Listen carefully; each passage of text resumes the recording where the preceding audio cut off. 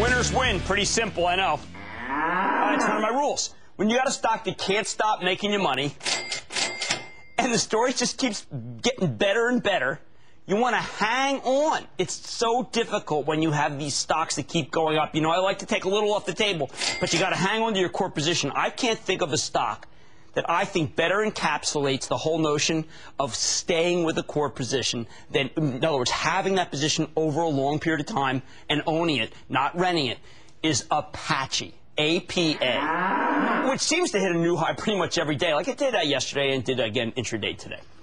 Right now, Apache is the king of the oil patch, an oil and gas exploration company that has the two things every producer in the business of making Texas tea needs: production growth and reserve growth. Remember, that's how we measure them on this show. We don't just say, oh, Exxon's a really big company, we want to own it. We want growth. Every oil company benefits from high prices, but only some are truly taking advantage of the high prices. Apache increased its production by 12% in 2007. It increased its proved reserves gigantically, the 22nd consecutive annual increase. Now, here's the number that is just incredible. It replaced 167% of its 2007 production, meaning it found more oil and gas than it took out of the ground and sold for the year. Most of that reserve replacement came from new drilling, not from sitting around and trying to reevaluate what they had. Apache seems to be the master when it comes to finding new oil and gas. This is everything we want in an oil and gas stock. Not only has Apache, the company, done well, Apache, the stock, has been one of our best performers. I originally got behind it on July 17th. It was, remember that series I did? I said in a bull market, in a completely flipped way, stocks that go from are at 80 tend to go to 120, and I had this one at 84, 89. I said it that in a bull market, it will go up. And sure enough, stocks that go from 100 then seem to make it to 120. I know it's frivolous logic. Bear with me. The oil patch stayed in bull mode. Apache's at 130. 53% gain. Should it have happened?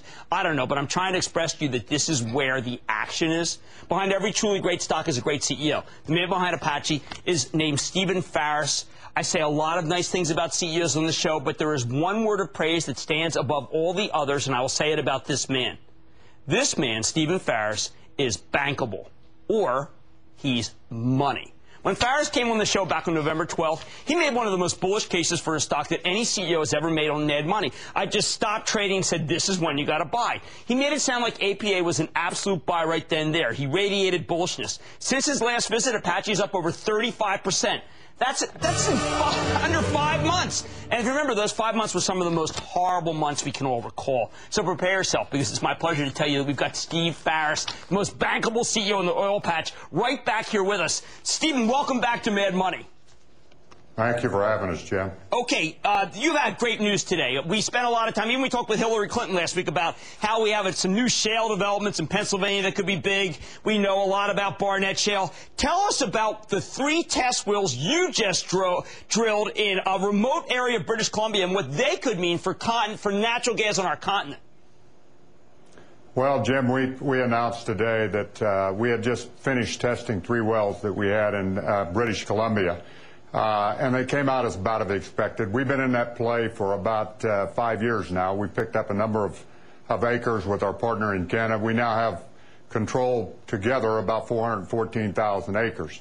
The challenge with this play, frankly, though, is going to be being able to do it at acceptable cost. We're in a very remote area of BC, and we're really in early stages of understanding the play in a matter of full scope. But, Mr. Farris, one of the things that your company has excelled at is drilling in remote places, faraway places, and still bringing it to market and making it profitable. Why would this be any different? Well, right now there's winter access. Certainly we've got a big resource potential, Jim, and that's what we're in the business of finding oil and gas, and every time you produce a barrel, we're a depleting business, so you've got to add an opportunity. And this gives us long-term opportunity, but it's not without its challenges. Do you think that, I know that at the current price of natural gas and of oil, this prospect must make a lot of sense. If things drop down, say, 20, 30%, would you abandon it? If pricing dropped, say, if natural gas prices drop dramatically, would you abandon this? Well, we certainly wouldn't abandon it, Jim, because there's a lot of resource there. But the fact of the matter is, on the cost side as prices go up, it's not an isolated instance, but what happens is costs also go up. And so what we've seen over the last 2 or 3 years is a significant increase in costs. So at 20 or 30% lower prices, this is possibly a marginal play. But okay, fair enough. That's important. We see a lot of price increases going on in drilling, not necessarily on land, but certainly offshore. Have the prices for day rates gotten so out of control that you have to think twice before you start drilling some projects now?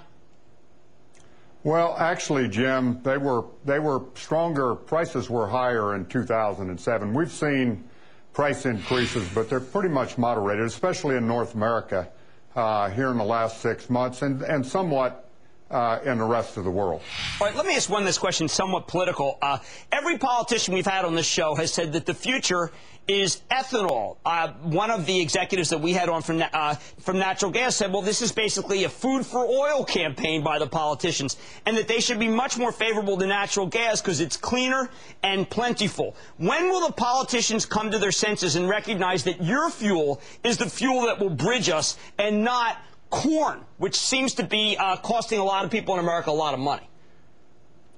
Well, I got to admit I'm not an expert on ethanol. The one thing that I do understand is you get a lot of unintended consequences when you move to a fuel such as ethanol in the farming industry, farmer equipment, land cost, etc.